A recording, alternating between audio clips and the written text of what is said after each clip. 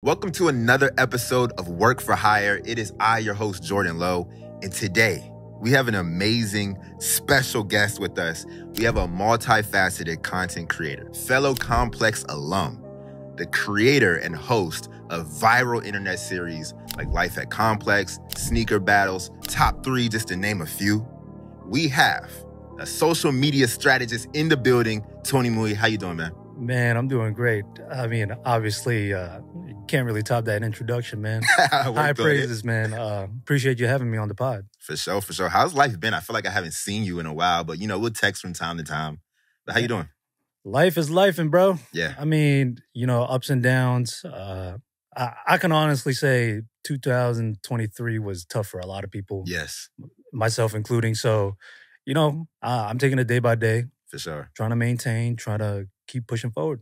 For sure. I respect that. I want to get right into it. So we're going to talk about your whole journey, but I want to start with life before Complex. Okay. Like right before. If someone was to ask you, what was your plan A and plan B at that period of your life, what would you say? Ooh, okay. So just to give a little context, when I graduated college, I had no idea what I was going to do. I had a business management degree. I was just trying to figure life out, right? Just like any college graduate would do. So that summer, I was talking to a lot of friends because you have mutual friends, all y'all unemployed, right? You're just like, yo, what are we going to do, man? Like, we're actually adults now. We got to find jobs. So some of them got full-time jobs doing like finance, some other things that like lawyers and all that stuff. Like they tried to take their lawyer. I don't know. I forgot what the test is called. The LSATs? For lawyers? Yeah. Like the bar or something? Is it the bar? Yeah, it might be. I don't know. Yeah. Right. I'm sure I could think of it if I thought about it more, but I'm blanking right now. But, they just became different professionals. So then one of my other friends started temping at an insurance company. And I was like, all right, man, at this point, months have gone by, fresh out of college. We need to get some money, right? Yes. So I started temping with him at an insurance company. But at that time, when I was temping, I was also thinking, damn, this really sucks. So then I started revisiting, while I was working at the insurance company, just temping, I revisited, maybe I should break into the acting industry. So then I started doing research. How do you do that? A lot of them said, do student films. So you start seeing all these NYU postings about like short student films. Obviously, I have no acting experience. So I'm also thinking, all right, I need to get these student films, but how do I get the student films? You have to have a good skill set. You have to know how to act. So I was thinking, do I take drama classes or do I take improv classes? Improv classes is more for the funnies, right? Yep. Like, all right, let's go to the funnies. So I enrolled in a ton of improv classes, got addicted to it, started, paying a lot of money for those classes. But then you start to graduate and start to elevate in different levels.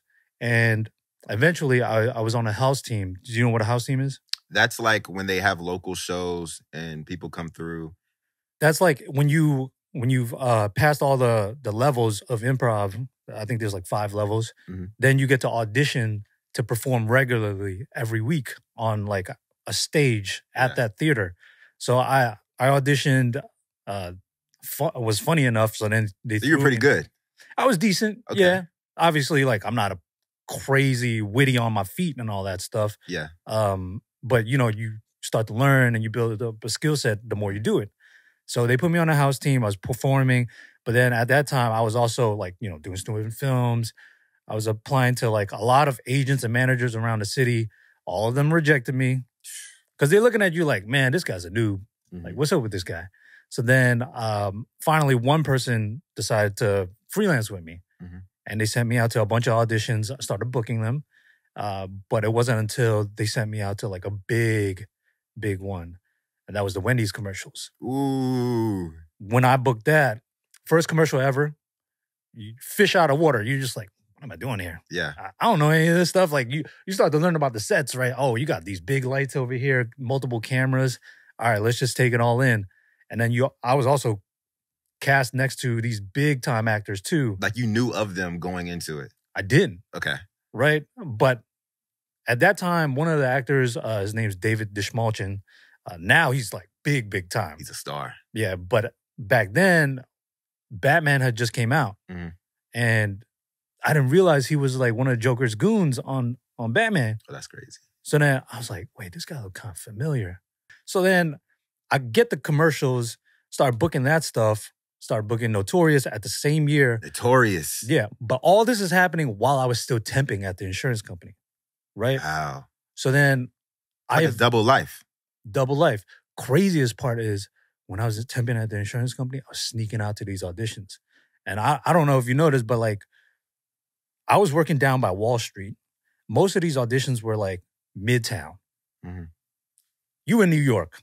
Mm-hmm. You ride the subway all the time, right? Yep. Takes a certain amount of time to get to like point A to point B. Most definitely. It's like 30 minutes, right? Mm-hmm. Give or take. At least. Yeah. How long is a lunch break, usually?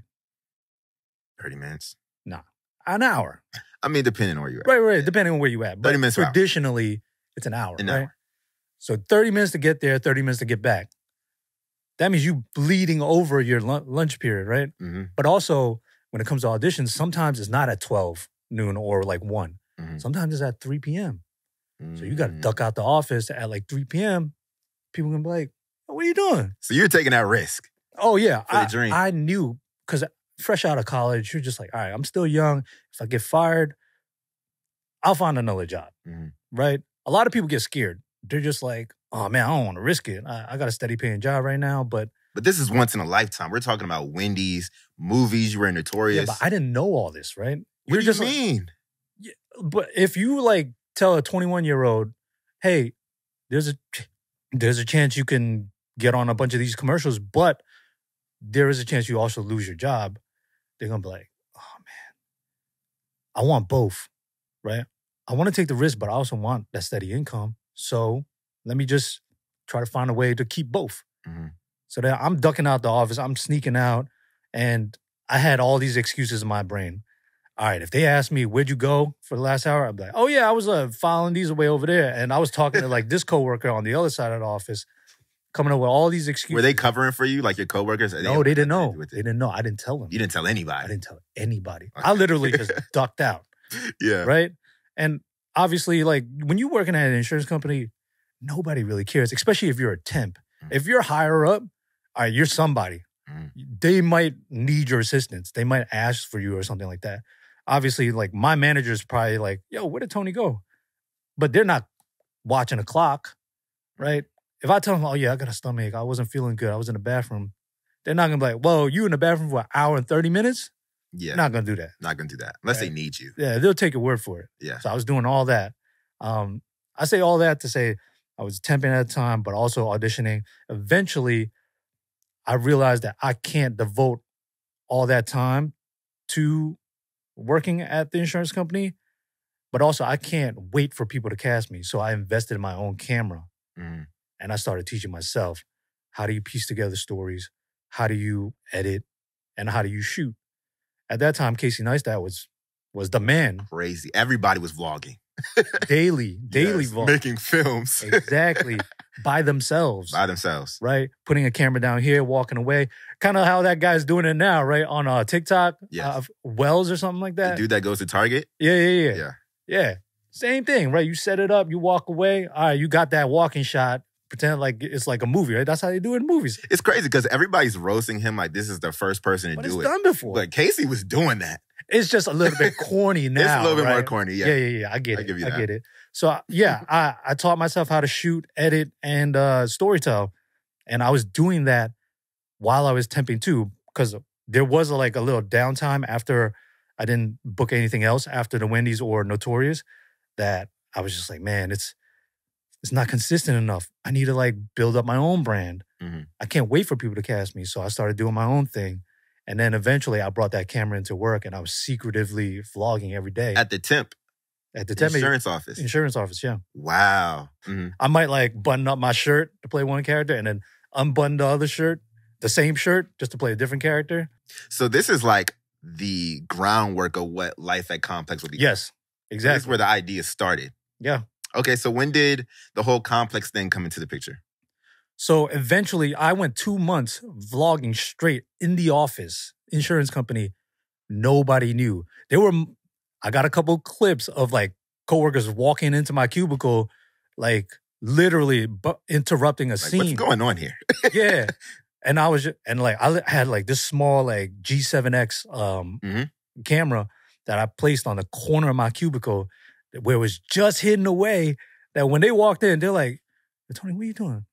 I'm like, oh no, I was just listening to some music. I was just like mumbling to myself. Lying. When really I was trying to like, deliver a line to myself. Yeah. And then they're like, all right, man, whenever you get a chance, can you like, enter these data into the spreadsheet? Like, yeah, sure, Steve. How many views were you getting? You know what? I started building a little cult following. Really? Yeah, I was getting like, at that time, I was getting like, 2,000 views. That's nice. That's decent. That's nice for being in like for somebody who's like not established, like you just building from the ground consistent up. 2,000 views? Yeah. Yeah, people are trying to do that still to this day on YouTube and can't make it happen. Yeah. Eventually, after those 2 months, I quit. I left the insurance company. Just over it. Yeah, because I realized, all right, if I'm going to jump in, I got to jump all the way in.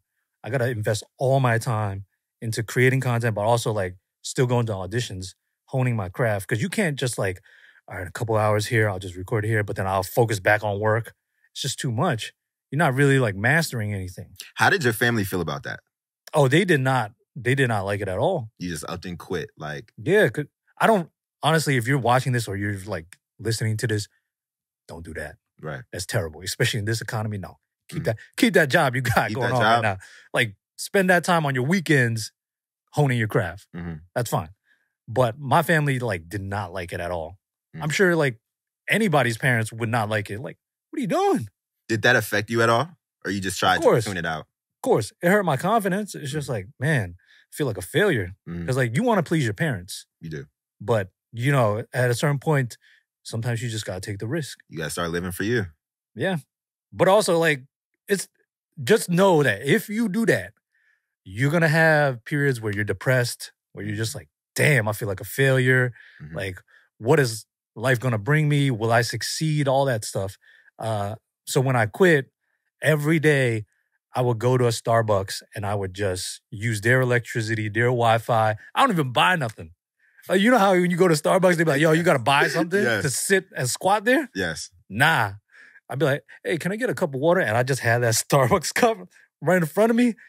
And I kid you not, I know I'm a squatter, but there's a hell of a lot of squatters out there too, because I see the same people every single day. And they're in the community. They in the same spot that I am. Like, damn, I know I'm unemployed, but what about you?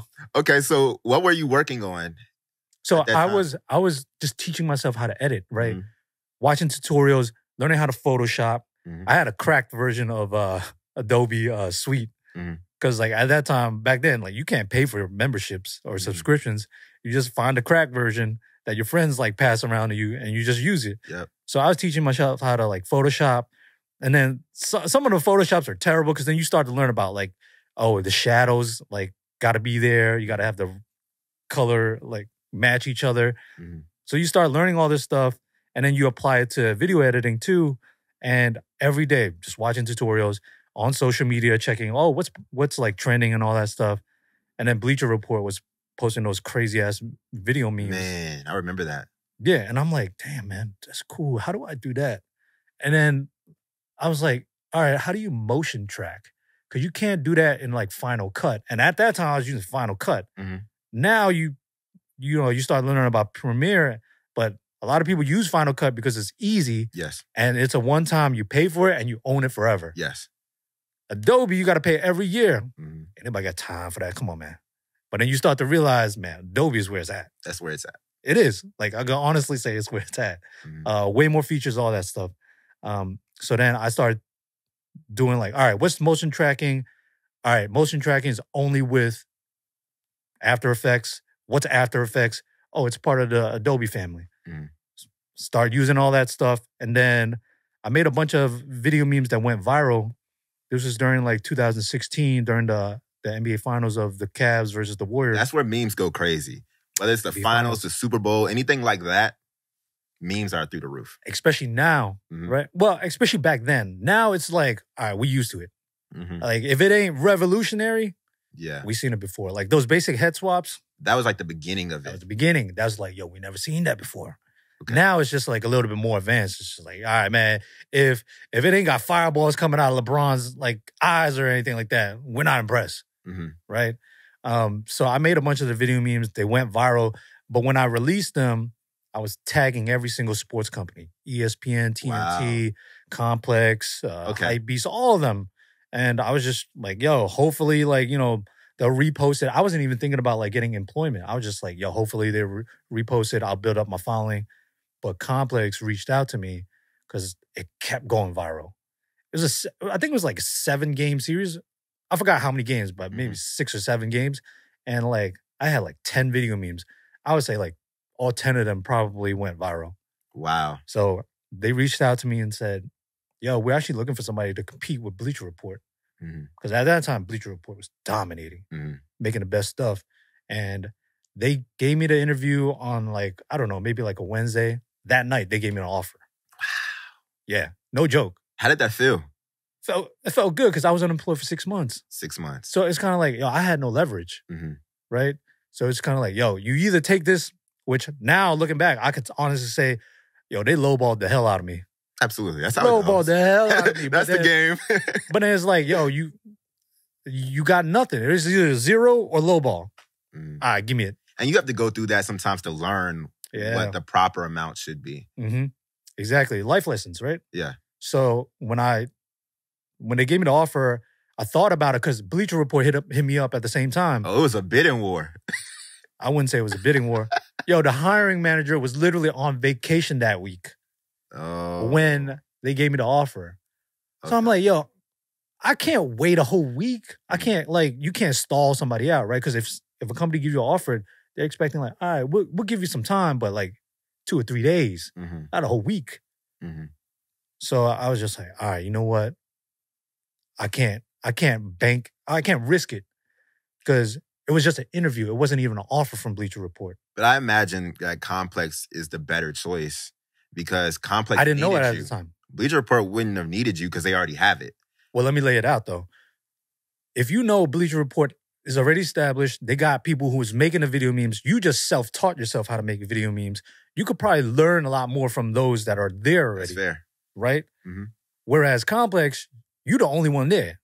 So technically, the pros are you get to carve your own lane. You get to do whatever you want in terms of video memes, but you got nobody to learn from. What you taking? I'm going to go with Complex. I mean, now it's easy because we playing Monday morning quarterback because we know what happened. We already know what happened. Yeah, so basically, I took the offer and I started working with Complex in July of 2016. So you get to Complex, you're making these memes. How did Life at Complex come about? So when I got hired, I immediately stopped posting on my channel, my personal YouTube channel. I stopped posting on my social medias. Every day I was just making memes for Complex. Frank Ocean got an album coming out. Yo, let's brainstorm. How do we make a meme for this? I don't know, a wrestling event happened. Yo, how do we make a meme for this? Grammys happened. How do we make a meme for this? So every day I was just like teaching myself still how to get better at After Effects.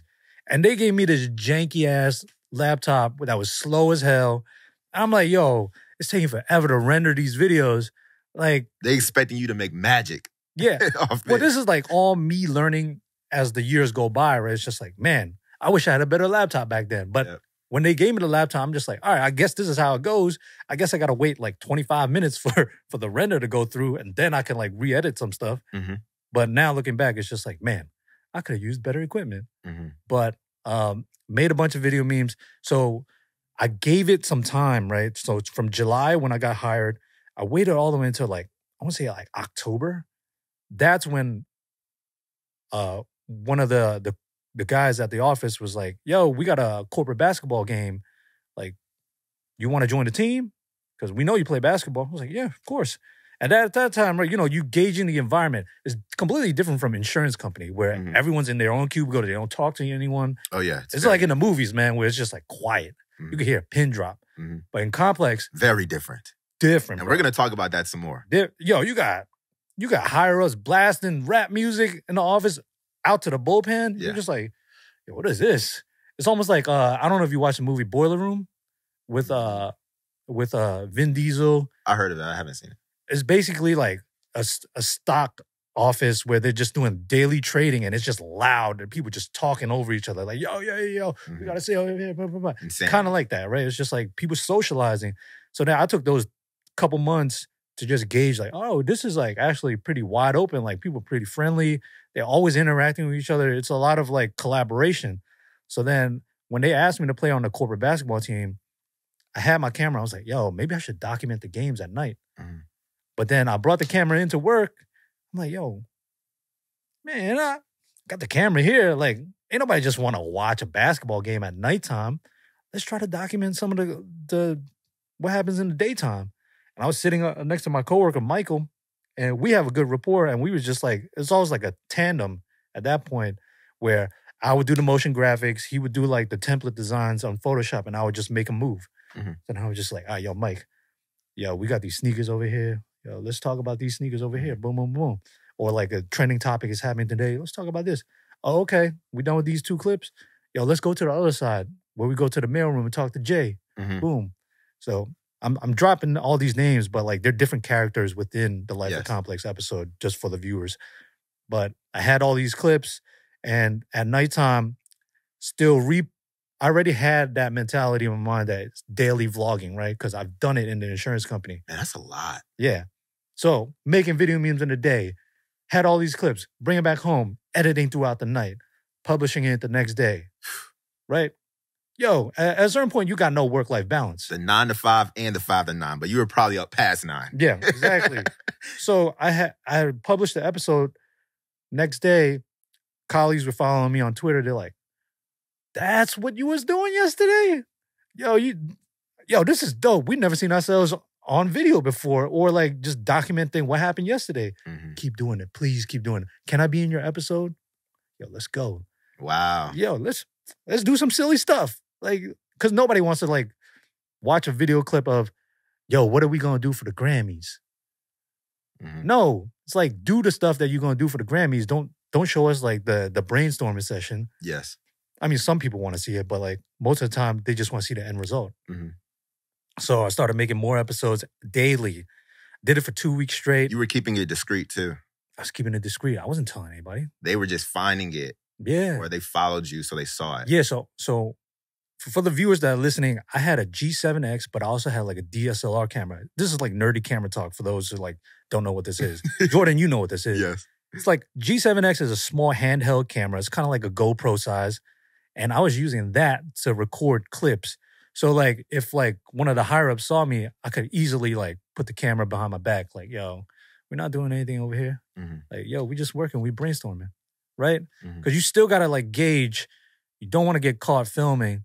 But at the same time, you're publishing it on Twitter, right? Because like, you got to like, you want people to watch what you created. So then word started getting around the office after those 2 weeks. And I didn't realize this, but one of the higher-ups, JLP, Joe LaPuma, he was watching every single episode. Wow, he's a fan.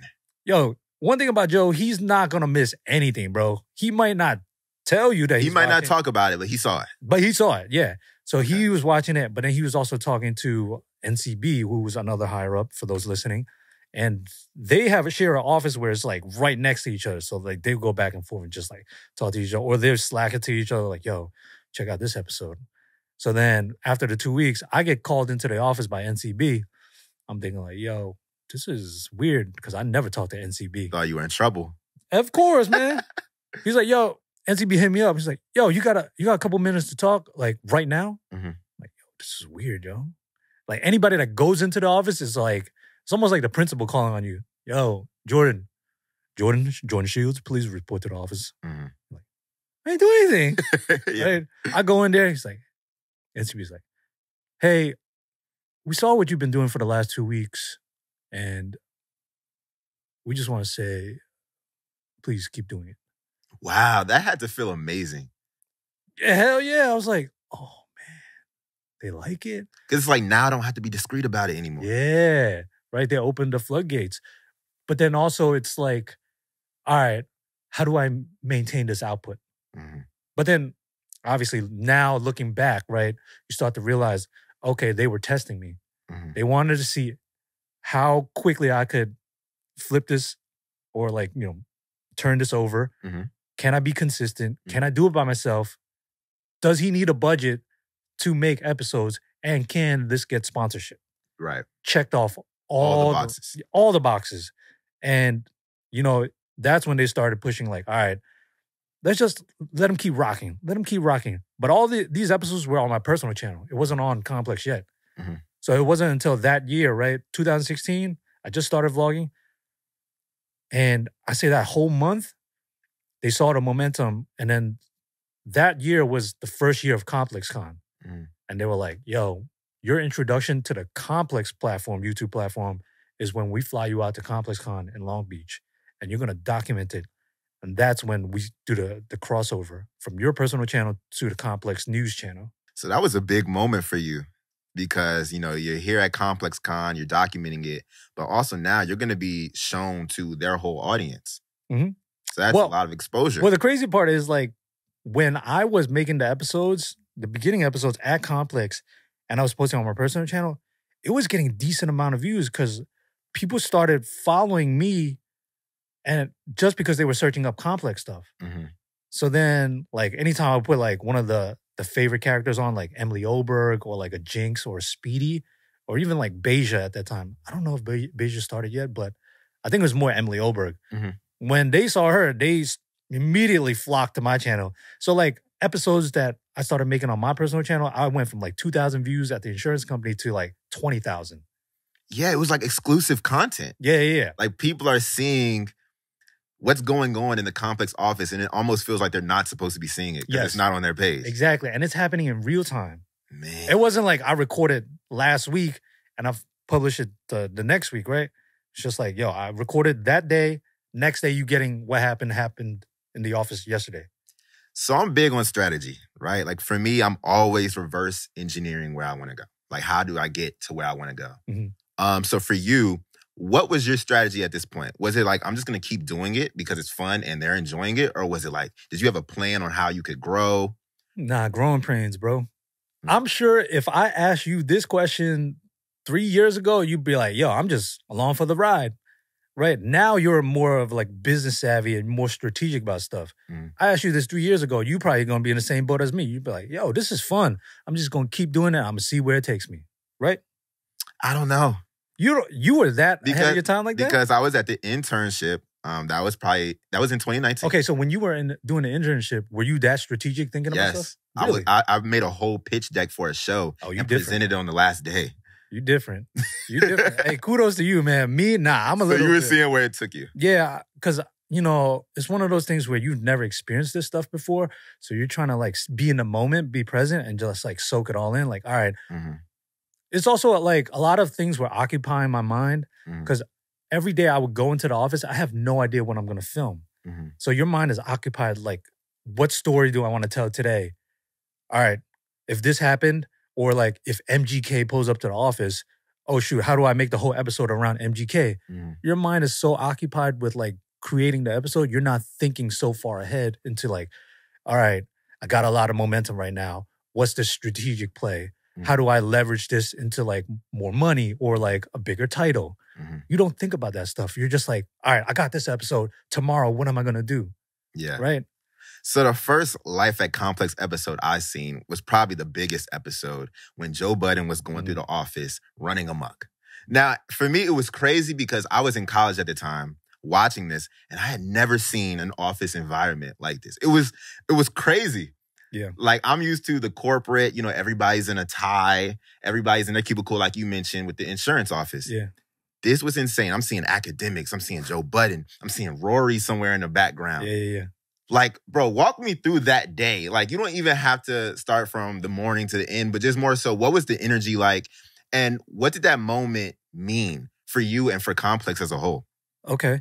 So let's go back like maybe 2 weeks or so. When Joe Budden initially popped up to the office, I got word, right? Because I was already making episodes. So then I think one of the higher-ups told me, oh yeah, Joe Budden's going to stop by the office. And obviously I'm a hip-hop fan and I've heard of Joe Budden's music before. I mean, he's only got so many hits, right? He's only got a couple. So it's kind of like, but those are like major hits. Yes, though. You know, absolutely. No disrespect. Absolutely. Like, big props. So when I got a hold that, oh, Joe's going to stop by at like 2 p.m. or something, oh, just be ready. So I'm like, all right, let me just go by the elevator. So like when he pulls up, I can introduce myself, but also like, document a little bit behind the scenes. Like, yo, what's up, Joe? Like, yo, oh shoot, man. Kind of like, what brings you to the office? And obviously they gave me the tip, like, oh yeah, we're kind of auditioning Joe for like a show that we're gonna do, like a hip hop debate show. I'm like, okay. It's kind of like First Take-ish. All right, cool. Mm-hmm. I just needed a little clip with Joe, but then I didn't realize like he was gonna have like a co-host, Academics. I don't know who Academics is. Mm-hmm. I'm not living on the internet like watching like hip hop recap stories at that time. And I feel like Academics kind of trailblazed his own lane, Mm-hmm. right? A lot of people don't do that back then. Now everybody's doing that, Yes. right? They followed his blueprint. So those 2 weeks, they were constantly at the office, just like, doing test runs, dress rehearsals, all that stuff. So I was documenting little clips and I was getting a little good rapport with them, just building up the chemistry, like, them being comfortable, me walking around with a camera and shooting my clips here and there. It's only like a couple minutes. Mm-hmm. It's not like I'm shadowing them all day. And that day of the blow up, they already like made like 2 episodes or something like that. Mm-hmm. And they felt like the views weren't up to par. Like, they felt like, yo, Complex, you signed on 2 big figures to do this debate show. Why aren't we getting the views that we're supposed to get? Yeah. And it's like, yo, anytime you introduce a new show, you're not going to get like millions of views. It's gonna take some time. Right. Unless, of course, you're LeBron James and like you happen to do a sit-down interview with Kobe Bryant, Mm-hmm. right? LeBron and Kobe, yeah, it's going to get millions of views, right? Mm-hmm. Like, Joe Budden and Academics was not Kobe and LeBron. Mm-hmm. So when Joe realized like, yo, I don't know what it is, but y'all got to fix this, whether it's through social or like whatever, y'all got to fix this. There's like, I don't know, maybe like the couple of days beforehand. And that morning when I walk into the office, I don't want to spill all the beans, but like, let's say there were some influences, maybe some, we're on the same not page. Themselves. Yes. So then I just hear like shouting like, hey man, and Joe's loud. Mm-hmm. Hey man, da, da, da, da, da. And he was like, it was just like friendly banter, right? Because like, you're a little loose, right? Mm-hmm. And then I was like, oh man, maybe I should get the camera because they were really looking for like Angel Diaz because Angel wrote an article about Joe Budden. Mm-hmm. And, it was playful in the beginning, but then knowing Joe, he's a great marketer, man. He knows exactly what he's doing. He's like, hey, Tony, put the camera on me, man. Hey, Tony, put the camera on me. That's when he was like, all right, keep doing it. Keep recording. And then once the bullet finally ended, I had the video clip. And this is what people don't know behind the scenes. There was no beef. Yeah. They like, kind of like, talked it out. Mm-hmm. Angel Diaz, Joe Budden, Academics, they all talked it out. It was squashed. Mm-hmm. But I had the video and they was like, yo, release that right now. Don't even wait until the next day. Release that right now. Boom, did it. And then it started getting traction. And then that's when like the next day people tune into Everyday Struggle. And that's kind of like gave it a lot of momentum. And then obviously more viral moments happened. The Migos, Little Yachty. It became like the hottest hip hop debate show. So, man, it's all strategy, bro, when you think about it. All strategy. But like at that time, it felt really real. Yeah. So you had Life of Complex. I saw the episode you did with the Migos. You've done several episodes with different celebrities. You've done things like about UFC, things like that. Then you went on, you created sneaker battles. You had Conceited, Yachty. There's so many different celebrities on that show as well. What advice would you give the viewers who want to garner attention from other brands or just celebrities or whoever that they want to work with? How can they do that for themselves? I would say make dope stuff. Hone your craft, be professional, and constantly learn. Because at that time, obviously nerves will get to you. Like you might shell up, you might freeze up, but just keep practicing, right? I look at other people for inspiration. Speedy does a great job of hosting. Like I'll watch his stuff. Jinx does a great job of hosting too. I'll watch his demeanor, how he delivers certain questions, like how they phrase certain questions. You start to watch more professionals like Stephen A. Smith, right? His vernacular is crazy. He'll drop these big words. You're like, what is that? Oh, Pulling out the and then dictionary. you start asking Siri, hey, what is this, right? Yeah. That's why they have, Siri. So, yeah, just keep learning, be a sponge, and never settle for like where you're currently at. That's the biggest advice I can give. Word. Even with your partnerships that you do, right? You get sent sneakers all the time. You've done things with Foot Locker, Nike, so on.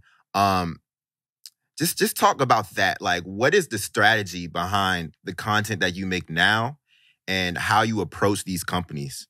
Well, I will say I learned a lot from watching like Mr. Beast and like all these other big time creators.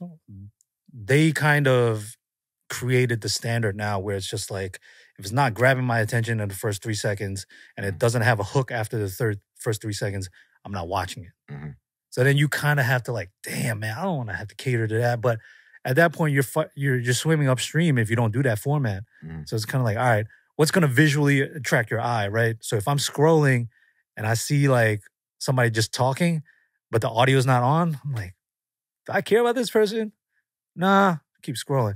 But if there's like some giant thing behind you, or if there's like a little light leak or like a little flare or something like visually appealing to me, I might be like, oh, hold on, let me tap into the audio real quick. That's why TikTok is so good, because the audio's on already. Yeah. Like if you're listening to music and you have Instagram on, you still hear the music playing, but then you visually see what it is, right? It's not until you tap into the audio, that's when they shut off your music and then you hear what the video is saying. Yes. TikTok, no. Once you open the app, music's off. Yes, you're watching this, right? Yeah. That's why they're so good at like growth and discoverability, because the app just like, nah, whatever you're doing, we taking over right now. So if it's not the first 3 seconds and there's no hook to it, there's no, you're not gonna get the views. So whenever like a brand reaches out to me and they're like, hey, we want to promote this or that, I visually have to think, how do I grab the attention? And that I start with that, and then I go into like, how do I deliver what the brand wants me to deliver? So this is mostly speaking from the POV of short form content, Instagram and TikTok. I remember I watched a Life at Complex video that you did years ago, and you were talking about the keys to like growth on YouTube. You had like on a whiteboard and you had bullet points. Give us an updated version of that. How can you grow on YouTube in 2024? Ooh, okay. It's different now. The game definitely changed. I think being original helps. Being evergreen helps. When I say evergreen, it's like if I make a video right now and the concept can be watched 10 years from now, then that's evergreen. Perfect example I can give is when Complex made the video, old people try codeine for the first time. Yo, that was insane. When I say the title, right? Yes, I remember that. You've never seen the video, right? If you're watching this or you're listening to this, when I say old people try codeine for the first time, you're like, oh, damn, that's interesting. Let me go search that up right now. You have to see it. And then the thumbnail to go with it was... Yes. Right. So growth now is like thumbnail, title, but also the original concept, right? A lot of people who tend to do timely things like podcasts, news podcasts, like whatever's relevant right now. I see a lot of sports podcasts. They'll talk about like, oh yeah, the Timberwolves lost to the Bucks last night. Yo, what's Anthony Edwards' trajectory? That's timely. Like a week from now, you're not going to be watching that because it's irrelevant. A lot of games have passed already. So you're on to the next news topic. Right? Sure, you need that stuff. But if you want long-term growth, you need to focus on evergreen content. What's going to be watched years from now? Yes. Right? That's it. That makes a lot of sense. Another question I have for you. When I watch your videos, they're unlike any other sneaker-related videos I've seen. You clearly have your own style. How can a creator find their style? I mean, a lot of it is like, look, my style is probably copied off of somebody else's style, but it was remixed, right? You call that inspiration, you call that copying, call it whatever. You just have to figure out what is cool with you, can you execute it, but also can you twist it? Where's your own flavor? Sure, somebody could do my style, but they could flip it where it's like, yo, they got way better wordplay than me. Or they like way better editing than me. Like, that's your style. You just got to find like what you're good at and try to make it your own. Because you don't want to replicate like, yo, what this guy's doing and that guy's doing. Then it's just like a brand's going to look at you like, nah, we already got that guy. We don't need you. Why we need you for? That person's already established. But if you could bring something new to the table and focus on that and try to master that, then yeah, you carve in your own lane and brands are going to be coming to you and be like, yo, let's work. I remember hearing something like, if you take from 3 people that inspire you and fuse it together, it's your own. I mean, that could work too, but like that's hella hard. How are you going to take 3 people's style? I mean, There's elements from it, right, not you the could. full style. You could. I mean, yeah. I mean, yo, anytime you could do it like a hybrid or a remix, that's your style. Yeah. Okay. For me, before I got to Complex in 2015, I was in my notes app and I wrote out that essentially I want to work at a place like Complex. I wrote it out, forgot about it, and then it came full circle. 2019, ended up coming to Complex, did the internship, then got Everyday Struggle, and it was just a full circle moment for me. For you, right now, what are some brands you would love to work with in the future and just see come full circle? I would love to. So basketball has always been a passion of mine. I would love to work with the NBA. Wow. If not the NBA, then maybe with like a basketball team of some capacity, like an NBA team, I should say. If it's not that, then maybe another passion of mine is the UFC. I just enjoy watching the UFC. I can see you doing that. I've done a lot of interviews with the fighters. I would love to work with the UFC in some type of capacity. But you know, I've kind of developed a lot of relationship with footwear brands, and Jordan and Nike would be dope. I don't know if like moving to Beaverton would be one of the things I would do, but in terms of like working with them and not for them, that might be an option. Nice. There's a difference, you know that, right? Working with them instead of working for them. There is a difference. Right? Yeah, there is one is like partnership, and the other one is employee. Yes. I get it. Last question. What is your why? Why do I do this? Why this life I chose? It's interesting. I don't really have an answer to it. My brother's an accountant, so he's more traditional, where it's like, 9 to 5 grind, just calculate these taxes and all that stuff. Pretty mundane and like simple life and like very robotic. Me, I'm more of like the creative side, take more of the risk, do more of the dope stuff, the artistic stuff. I think it's just, I don't know. Maybe it's genetics. Maybe it's something ingrained in my brain. Maybe it's brainwashed. I don't know. I just like to do fun things, man. I just like to enjoy life. I like to take risk, and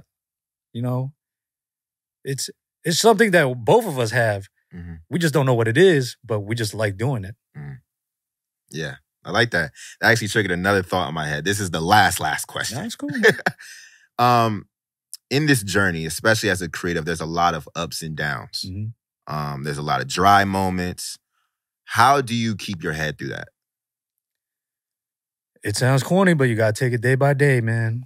Day by day. You just never know. Tomorrow might be a great opportunity for me. Somebody might come a knocking, or I might create something dope that will lead to a door opening for me. So take it day by day. Lean on your support system. Talk to friends, man. Chop it up with friends. Because I'm sitting down here with you, and, an hour just flew by. I'm not even thinking about the other stresses in life that's like currently happening. I'm just here chopping it up with you. So leaning on friends, family, support systems, and, sometimes it's just like going out for a walk and getting inspiration from the city, or like just outside nature, touching some grass, man, like they say. So, just take it day by day and just trust that everything's going to be all right. I love it. Thank you, man. I appreciate it. Of course, man. Let's go.